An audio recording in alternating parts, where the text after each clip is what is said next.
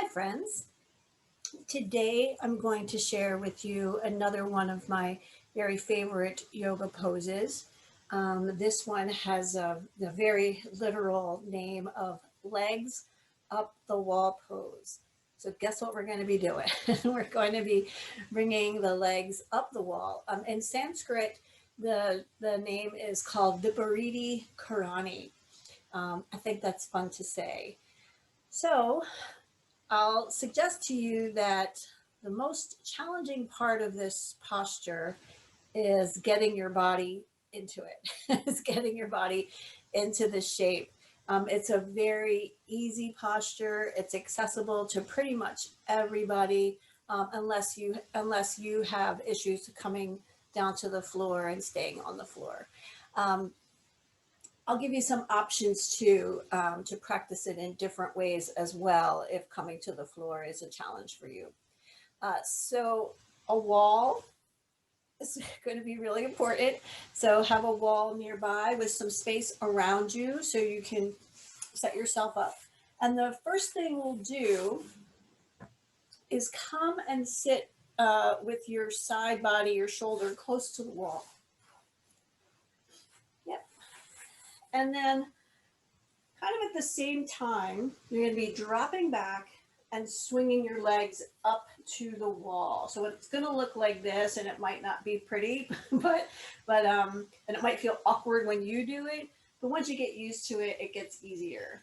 So coming down onto the back, swinging the legs up, and then we do that really fancy scooting. So you're bringing your bottom as close to the wall as is available.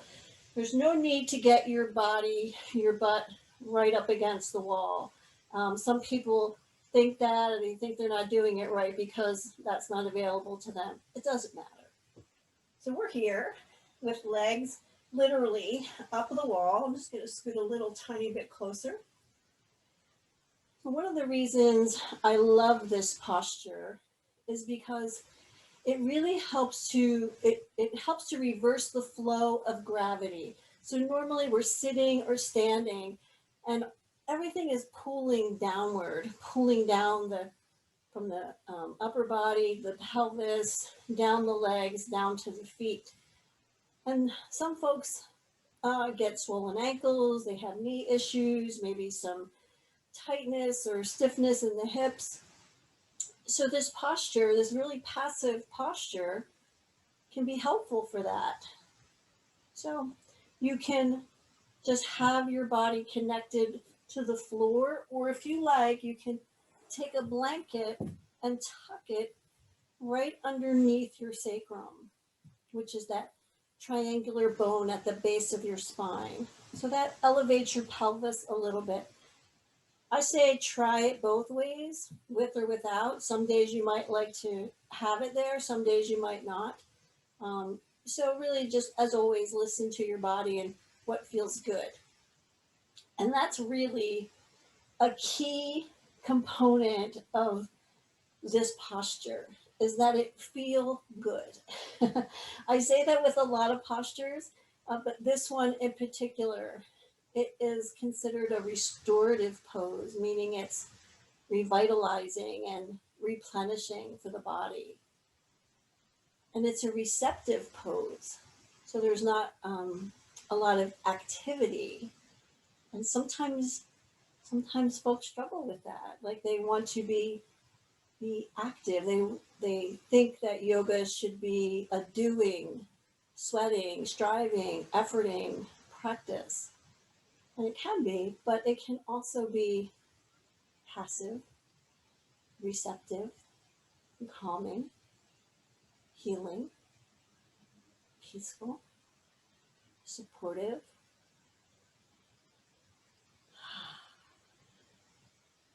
So I'm just going to stay here for a few more cycles of breath, just letting the body be received by the ground beneath me, beneath the back of the head, the spine, finding ease in the legs. So right now, the ankles are relaxed. But if you feel like you really need to have something active, you can flex the feet, and pressing out through the arches of the feet. And that engages the backs of the legs. So if you feel like you need it, go for it. But I like the more relaxed version. I'll show you an option for doing this if you don't have wall space. So I'll show you that. And first I'll come down. So bring the knees in, roll over onto the side and press up. So having a seat, a chair, maybe a sofa, you can do it in your living room. And it's the same way to get into it. I'm just going to place this bolster under my head. So here the calves are resting on the seat of the chair, of the stool. So again, no effort, just totally relaxing and receiving.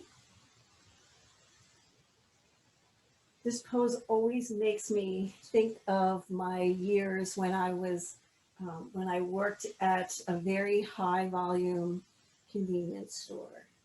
I was on my feet for 10 to 12 hours a day, just wiped out at the end of the day. And this was all the yoga I could do. I'd come to the mat with these ideas of like, oh yeah, I'm gonna do a flow or do down dog or just do something, but I'd come to the mat and start here and I'd often end here. And it felt great, right? It creates this ease in the hip joint. And like I said, it's restoring. So it actually, while calming the mind, can kind of cleanse and clear things. So you do feel rejuvenated. Now, if coming down onto the floor isn't an option, you can do this in your bed. You can just lie in your bed, turn and face your wall or your headboard, have your legs up the wall. So enjoy. Thank you. Thank you for practicing with me and exploring yoga with me. Have an awesome rest of your day. Namaste.